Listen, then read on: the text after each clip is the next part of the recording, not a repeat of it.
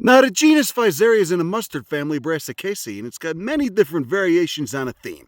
And here's a low-growing, matted one that's staying close to the ground. That would happen to be because we're at 10,500 feet elevation up here at Cedar Breaks National Monument in Utah. You can see a Phlox species doing the same thing, staying close to the ground where it's warm, staying out of the cold, drying, harsh winds. Members of the sunflower family do the same thing. Anything will speciate according to these conditions, given enough time in this environment. It'll start, you'll get variations in the form of different species in familiar genera that stay close to the ground, because that's where the warmth is. And it's also extremely windy and cold. Got some nice bristlecone pines up here. Pinus aristata. This might be Pinus longeva. I forget. I haven't been here in 10 years. I forget what the difference is. You get a lot of abies up here as well. Oh, nice. You got a Doppler radar dish. Anyway, welcome to another episode of Crime Pays of Botany. It doesn't. We're going to be making it just a short video. We'll try to make a short video. Document some of the cool stuff we see and give you a heads up. We got a nice Phrysaria speciosa, which is monocarpic. They'll, you got Phrysaria caroliniana. And Physaria, you got a couple different Physaria species. They're in the gentian family. They all do this same thing where they just send leaves up, cook up some carbohydrates, store them in the ground, die back. They do that for about 20 or 30 years until they get enough to send up a massive inflorescence that can be 4 or 5 feet, sometimes 6 feet tall, covered in hundreds of flowers. And then they die, produce hundreds of seeds and die. Monocarpic, flower once, then die. Look at that sandstone over there. It's like a sandcastle with water being poured over it. Anyway, let's go take a look at what we got growing up here. There you go. There's a better money shot of Physaria hitchcockii rubicundula. Oh, there was a little pollinator. I don't know where he went. It's all one plant, just spreading by underground stems. Oh yeah, look at that guy. You see a little solitary bee. Look at that. So reduced. Wonderful specimen of Picea anglemanii, spruce cones, pendant, unlike Abies cones, which are erect on the branches. Papery, not woody bracts. And they're lacking that little mouse tail that Pseudotsuga, aka Douglas fir, has. Picea anglemanii, named after that dingus Engelmann. Now here's an interesting one. It's in the same family as the highly invasive plant Russian olive, which is an Elaeagnus. This is an Elaeagnaceae. It's got nitrogen-fixing bacteria in the roots in the genus Frankia, actinomycete bacteria. This is Shepherdia canadensis. We saw Shepherdia rotundifolia down below in the desert. Really cool silvery leaves. It's also got those little polka dot-looking things, those little white speckles. Those are the scales. They're scale-like trichomes. They give it a very beautiful, look, opposite leaves too. They give it a very beautiful tinge to that foliage. Produces red fruits, which I believe are edible. Don't quote me on it though. I'm not an edible plants guy. If I kill you, I don't take responsibility. Pinus flexilis, the limber pine. To identify pines, you got to look at how many needles to a fascicle. And this is a 5-needled pine. It's a white pine. Very distinctive look to those foxtail branches. You also need those the cones. It's got large cones up there. And of course we got Juniperus communis, a species common in similar habitats all over the northern hemisphere at higher altitudes. It's circumboreal. Look at those beautiful white stomatal lines on those leaf blades. Looks like the megastrobili and microstrobili are developing, about to pop out. It should be releasing its wind-borne pollen soon. Ooh, look, it's a ribes species. It's a gooseberry, the genus colloquially known as Gooseberry zircurans. This is mountain gooseberry, Ribes montaginum. Montaginum, you pronounce it however you want to. It's very glandular, very unique flower shape. I remember there's ribes all over North America, down into Central America. Ooh, look at that nectar disc. You could see the nectar, that yellow nectar in there. There's a ribes I just saw down there in Costa Rica growing in a paramo habitat. This thing is very, very glandular though. It's very sticky. You can see those little trichomes, aka hairs. They got glands on them. They're sticky, kind of like Pat. You've been smoking Pat. Look, you got 5 stamens. and then the style in the center, the nectar disc surrounding it.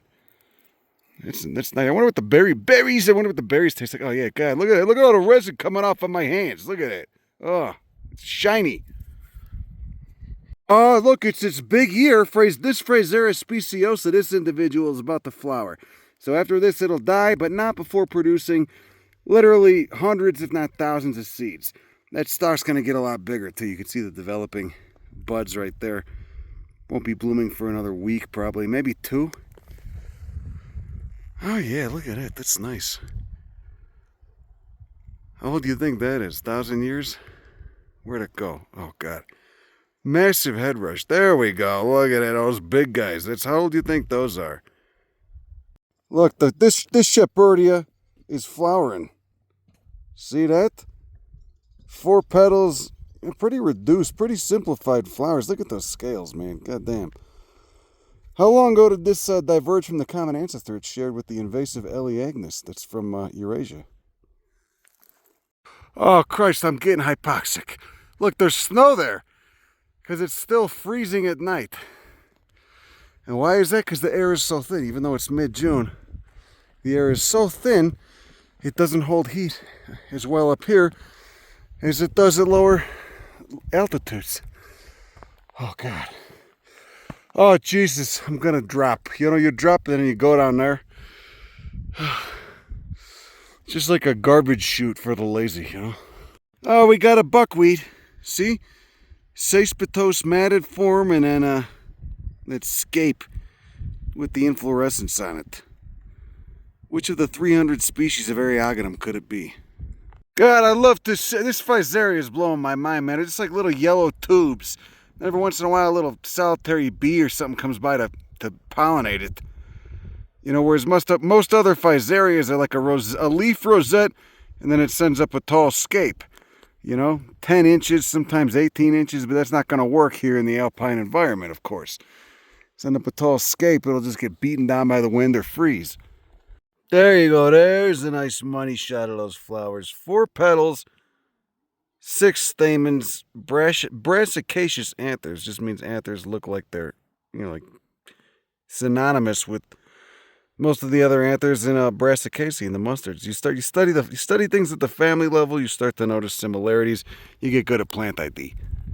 When did that tree germinate over there? How long ago? 1,000 years ago? 1,400 years ago? 2,000 years ago? I don't know, but more so, I'm curious why these phlox smell so good. This is Phlox pulvinata, and it smells like a damn jasmine milkshake. It's just incredible. You can see little yellow tubes in the center right there.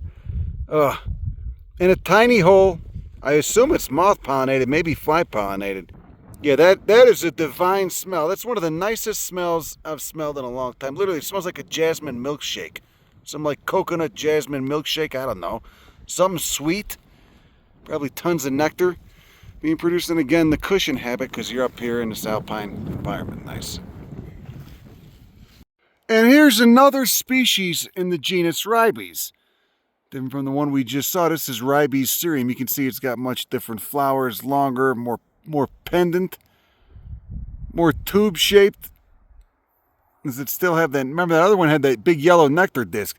This just produces little tube-shaped flowers. This is the more, quote, common form of the flower that I'm familiar with. Look, glandular flowers, not as glandular foliage though. Green stigma, probably specializes on a different pollinator, but similar leaf shape. Similar shaped leaves, almost looks like a maple leaf, like a palmate leaf with 5 lobes. Little shrub. I wonder which one tastes better when it puts out the fruits. Nice. There we go. Pinus longevita, Great Basin bristlecone pine. Look at that. 5 needles. Needles in bunches of 5. Look at those white stomatal wax lines. You know, be getting a wax. You got a wax line there. This is a young one. Well, by young I mean it's probably 50 or 60 years old. Maybe even 80 years old. They grow very slow. Okay, relative to foxtail pine, which I believe you only get in Northern California, but has a similar shape. Looks like a bristle brush. Should see them when they're 4,000 years old there. They're pretty impressive. Big gnarled trunks. Half the thing's dead. just clinging to life up there at 10,000 feet in the mountains. Yeah, this is, yeah, by young I mean this is probably like 80 years old. They grow phenomenally slowly. See, this thing is half dead. Well, it's more than half dead, but it's hanging in there. She got a lot of needle dieback. Probably got a century left in it, maybe less, but that's okay because you can tell it's been alive for quite a few of them. Knowing the rate at which these things grow, it's easy to see how this is well over 1,000 years old. I think it's like 1,500, 2,000. It's not as old as, Methuselah or some of the ones in the White Mountains in California, but it's very, very old. It's still very, very old. The growing season here is only 3 months. And look how that wind has almost sandblasted that wood. Very dense wood because it grows phenomenally slowly.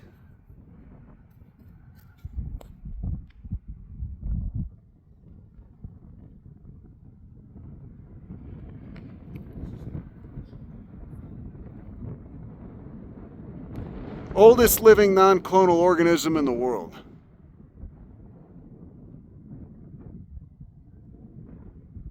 But of course the habitat is part of the reason they live so long.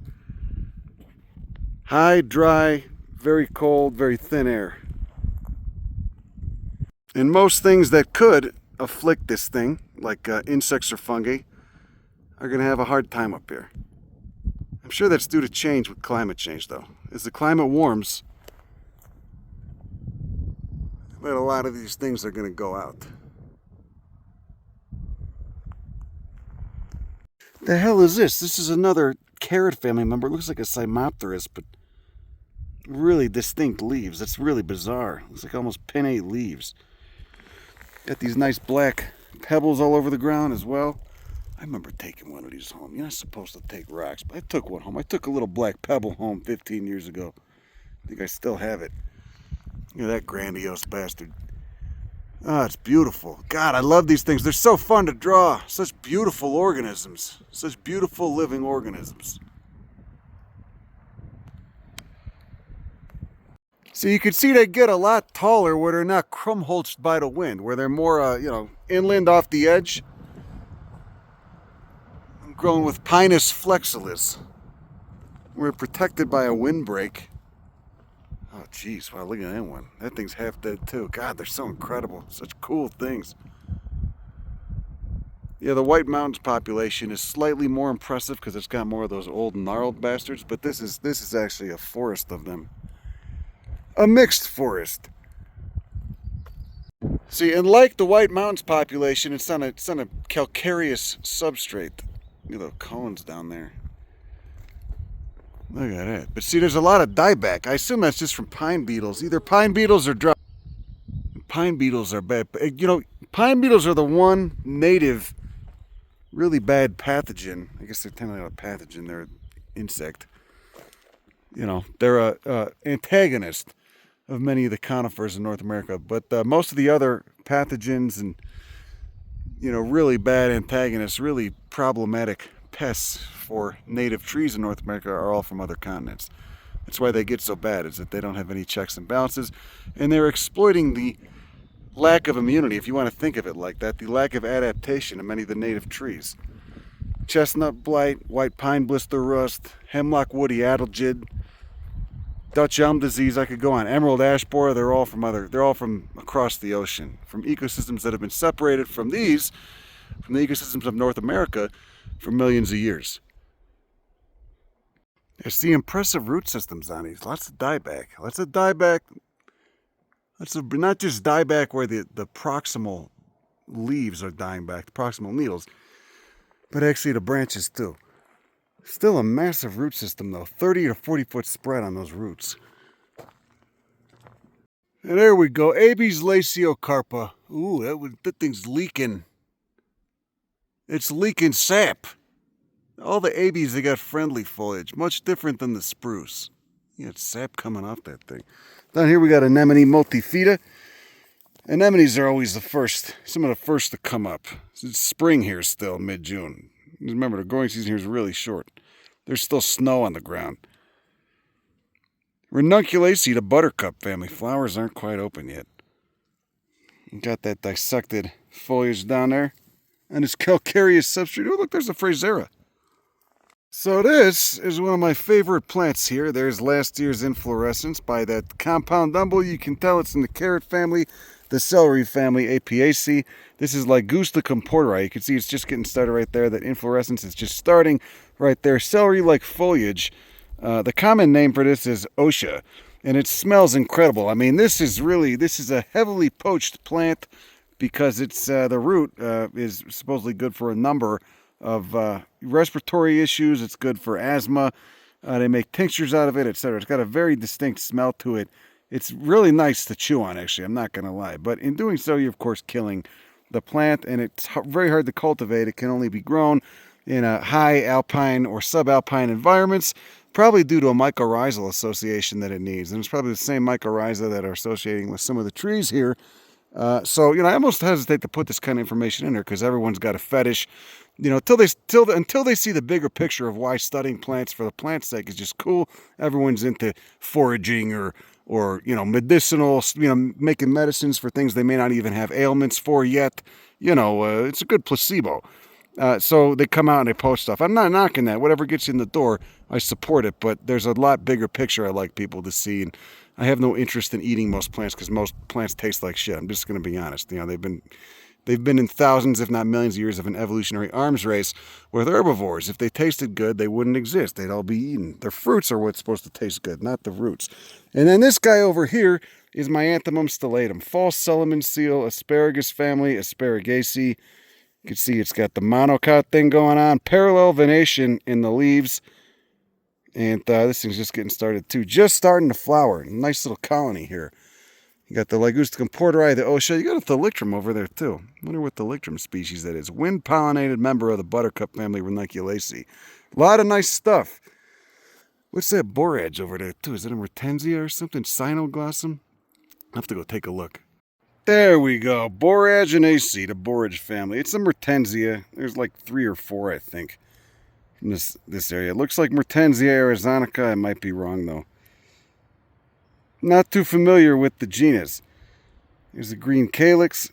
Got a waxy, glaucous nature to it.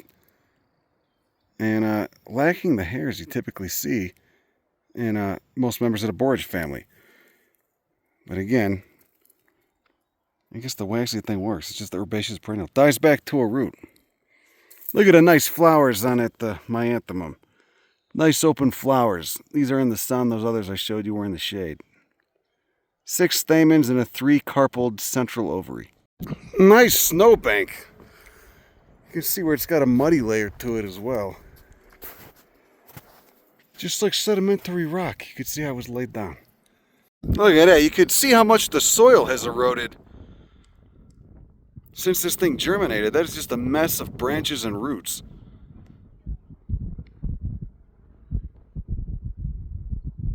Nice seeing all those sandstone hoodoos in the background. How old is that one? 900? 1500? Who knows? I came here 10 years ago. Maybe it was 15 years ago, and it changed me. It literally changed me as a person.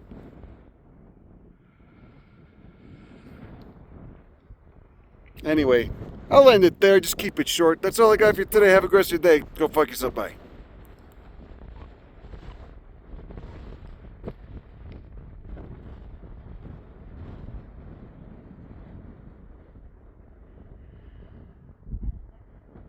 So right here we got a specimen of spruce. Notice they're not friendly like fir leaves. They're kind of stiff, kind of spiny. Not horrible. But more interesting is this. This is an Adelges. This is evidence of the gall Adelges. This is an Adelges gall. Adelges is the genus. It's this is a native insect that's basically parasitizing this tree. It doesn't seem to be knocking it back too much. It evolved here. It's evolved with this species, but it's going to use some of its foliage for habitat, and causes this weird growth. And then the larvae come out of there. The larvae come out of those tiny holes. This is probably Adelges coolii.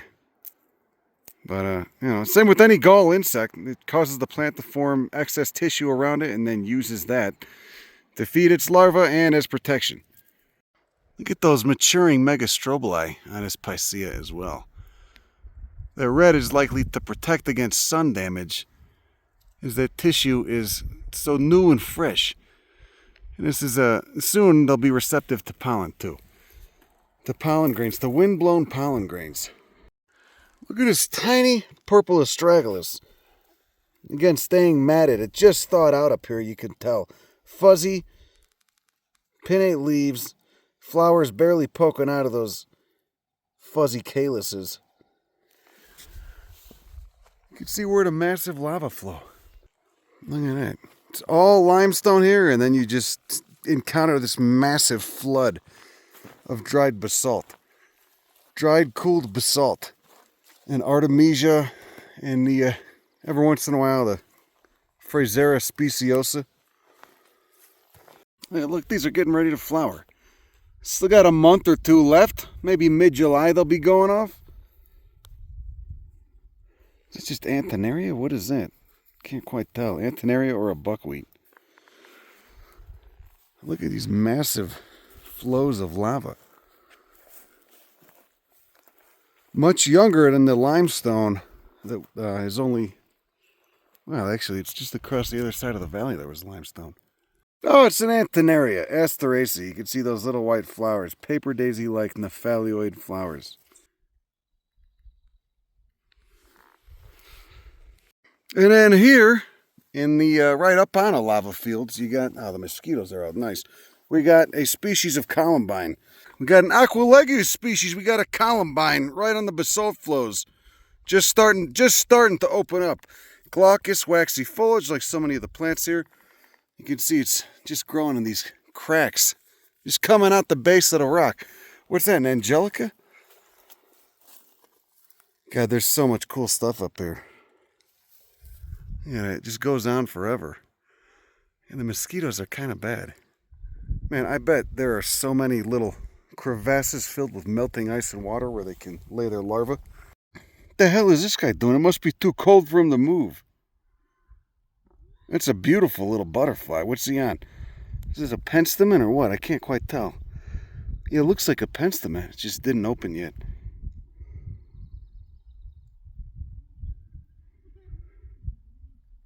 Oh, wow. I didn't expect to see Fritillaria up here. I guess I just haven't seen it in so long since I lived in California. Look at that. That's a stunner of a native lily. And it's inconspicuous if you're just walking above it. It's really easy to just not notice and walk by, but here it is.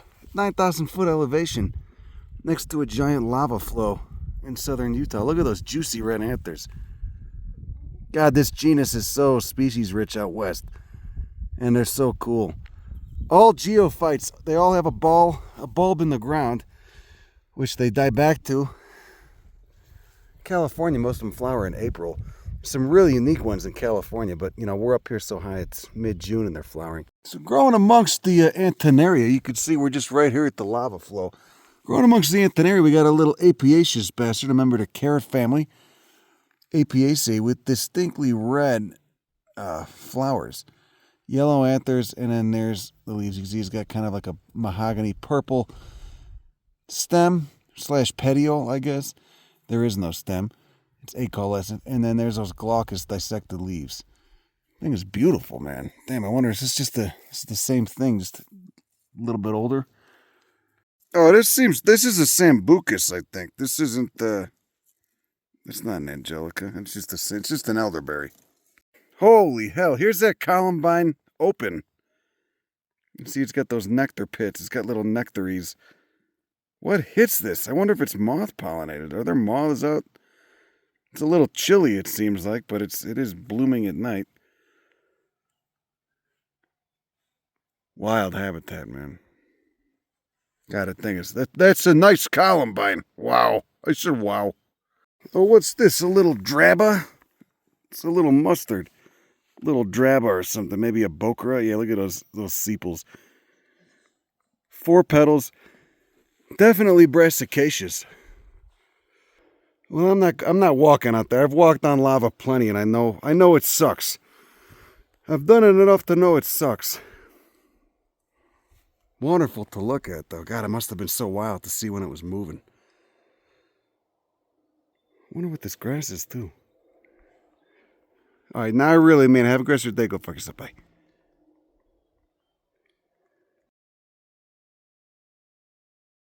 You know, the dry heat is so much easier to deal with than the humid heat. Here we are in Sedona, Arizona, a place I couldn't really spend more than a day or two in without puking.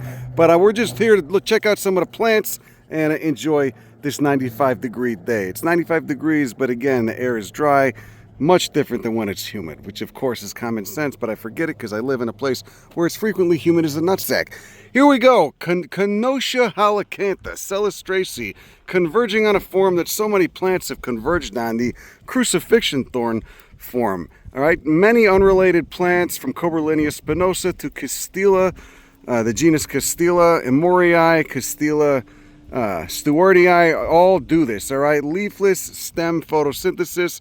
And how do you tell them apart? Well, there's subtle nuances, like this has these deep ridges in the stems, but the flowers will be the biggest indicator. And these flowers are just about to come off. We also got just about to come out. We also got this this fruit down here, which is a big giveaway. You can see there's the dried capsule. Canotia holacantha, Celastraceae is the family. Oh, here's one with flowers. Look at that. There you go. 5 white petals, central ovary, stamens alternate with the petals. Got a bunch of fruits on that too. Oh, I can't get over how nice the dry heat is. We're at elevation 4,080 feet. Got oaks, got juniper, we got Hesperocypra. Oh, we got Tessahioter. Look at that. I didn't know Cylindra. What are you doing out here? We got Hesperocypris glabra down below, you know. A lot of Gucci's in town, a lot of expensive stuff. Okay, we're not going to talk about that, though. We always try to, you know, put the human world on the periphery. Look at that Canotia holacantha. Look at that. Retinia ephedra down there in Chile does the same thing. But, you know, this dry heat is really nice. 95. Who would have thought? Doesn't feel like it. When you've experienced the heat of South Texas and how miserable it is, you know, you could take any heat. Walking around the peyote gardens when it's 100 degrees and humid as a nutsack out. It's pain. This is easy. That's cool too. You got Melampodium leucanthum, aka the Blackfoot daisy out here. Tiny hairs on the leaves, white rays, and then of course Rus ovata, which turns into a small tree. You get this in Southern California as well. It's got simple entire leaves, not divided pinnate leaves. Look at that powdery wax on it. Of course, that lovely venation, so typical of the genus Rus, and many other plants in the Anacardiaceae. Ooh, what's that little funastrum or something? What is that? It's a little milkweed vine. Oh, it's wolfberry. It's lycium. All this stuff. See that? Wonder if that's pallidum. Nightshade family. Solanaceae with edible berries. Very abundant here. I didn't expect to see so many lyciums. I've seen a bunch of lyciums in New Mexico too. And a red sandstone, that distinct red sandstone. You know, you could build a condo and coat it in that shit, right? Call it authentic. How many luxury home developments in the state of Arizona have that stupid red patina on them? The water's not going to be here soon, though. And, you know, sooner or later, neither will we. Yeah, I just came to Sedona to get my ass clean. I'm getting a colon cleanse. Look at that Canotia holacantha, right? Get an anal douche of some, you know, spiritual healing herbs. You know, and then I'll get flagellated by some wealthy otter with wealthy parents. Oh, look at this. Is it a boar, Javi? What is it? Yeah, I'm just spitballing here. Just feeling out the flavor, the local flavor, that's all. Where's that Hesperocypris glabra? I want to see some of that smooth bark. Give it a little spanking. Oh, look, it's the Xiphus obtusifolius. I know that flavor from back home. It's a local favorite in the peyote gardens of South Texas. Look at that Canotia. God damn. Stem photosynthesis, man. That's the answer. Things get slowed down a bit, not as efficient, but you don't got to worry about your leaves drying out. Oh, beautiful gall on this oak. Look at that. They don't all come with such beautiful maroon striations and speckling on them. Yellowish undersides, dentate margins. Actually, it's more like a serrate margins. It's a very pointy, glaucous color and yellow pubescence on the underside. This is a graceful nyctag. Very glabrous, glaucous leaves opposite, and then there's those tiny pink flowers. What the hell pollinates these, I wonder? Look at that. That thing's nice. Growing in the shade. Growing in the shade of this little fire road here. I love this family. And lastly, Judipurus osteosperma. Only one seed. 1 to 2 seeds inside these little waxy berries. Technically, it's not a berry. That's just a swollen scale around it, but you can clearly see what we got going in there. Waxy's a nice smell to it, and then those seeds. Dominant juniper here.